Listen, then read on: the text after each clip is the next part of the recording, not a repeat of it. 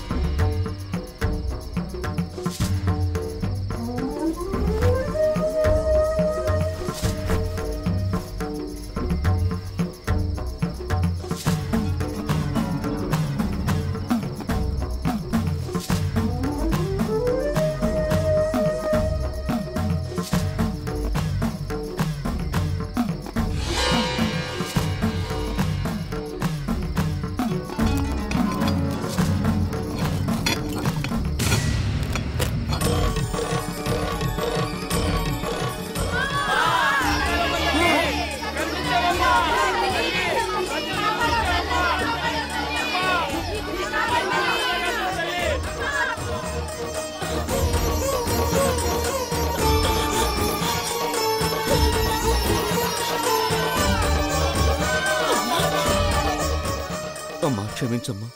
అధికార మదంతో మూసుకుపోయిన నా కళ్ళని తెరిపించావమ్మా. ఇక నుంచి నేను నీ భక్తుడిని. తప్పైపోయింది, క్షమించమ్మా.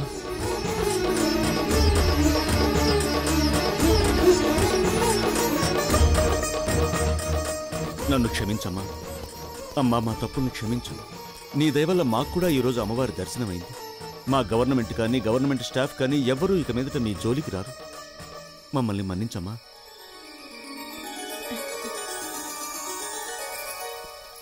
విజయ, చూసావా ఈ వెరితనం? మరింత మూర్ఖంగా ఉండకూడదు. విగ్రహాలు మాట్లాడడం, వరాలివ్వడం, గోపుర కలశాలు గాల్లోకి లేవడం, ఇవన్నీ కథల్లోని మాటలు. వాటితో ప్రాణాలు ముడిపెట్టకూడదు. నేనే గోపురం ఎక్కి కలశాన్ని లేపాను.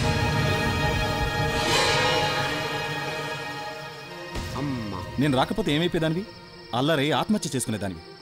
దేవుడంటే నమ్మకం ఉండొచ్చు, కానీ అది ప్రాణాలు తీసుకునేంత మూఢనమ్మకం కాకూడదు. ఇంకెప్పుడు ఇలాంటి పిచ్చి పట్టుదలకి పోకు.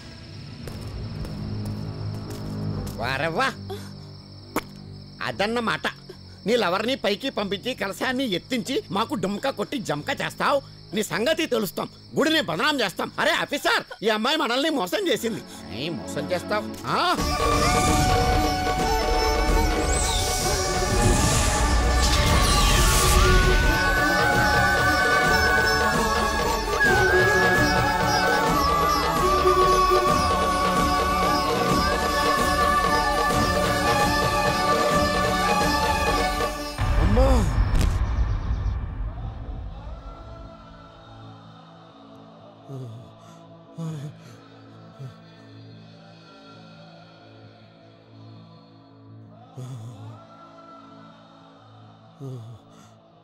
ఏంటి నువ్వు నమాజ్ చేస్తున్నావు?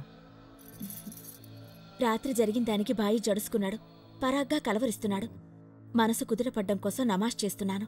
మీ అమ్మవారిని ప్రార్థించవచ్చు కదా, అల్లాకి నమాజ్ చేస్తున్నావేంటి? ఎవరి దేవుడంటే వాళ్ళకి నమ్మకం ఉంటుంది.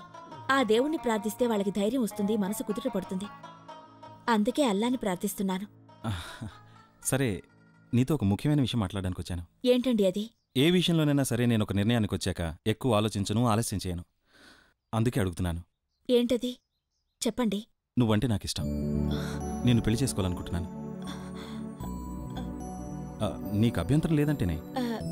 అదే, నా గురించి ఏ నిర్ణయం తీసుకోవాలన్నా బాబాయ్ గారే. అమ్మా విజయ, బాబు, ఈ ఊరికి వీళ్ళదే పెద్ద కుటుంబం. అమ్మవారి భక్తులు. ఉప్పెననే ఉపద్రవం వచ్చి ఊరంతా పోయి 6 నెలల పసికందుని ఈ చేతుల్లోకి చేర్చింది అమ్మ. అప్పట్నుంచి అమ్మాయి గురించి ఏ నిర్ణయమైనా అమ్మవారే తీసుకుంటుంది. నువ్వు తీసుకున్న నిర్ణయం నాకు చాలా ఆనందాన్ని కలిగించింది. రేపు నువ్వు ఆలయానికి వచ్చి నీ కోరిక మనసులో తలుచుకుని అమ్మవారి జేగంట ఒక్కసారి ముగించు. అది 3 సార్లు ప్రతిధ్వనించాలి. అప్పుడే అమ్మవారు అంగీకరించినట్టు.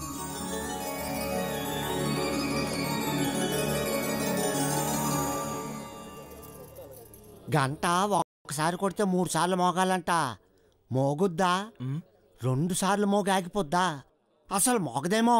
నాకు టెన్షన్ గా ఉంది. ఉండండి, శుభకార్యం జరుగుతుంటే మీ అపశకనాలు. అది మోగకపోతే నేనే వెళ్ళి కొట్టేస్తాను.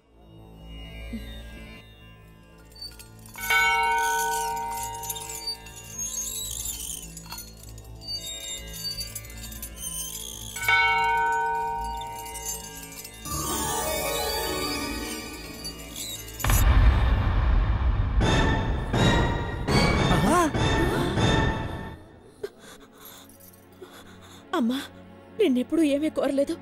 మా పెళ్లి జరిగేలా ఆశీర్వదించమ్మా.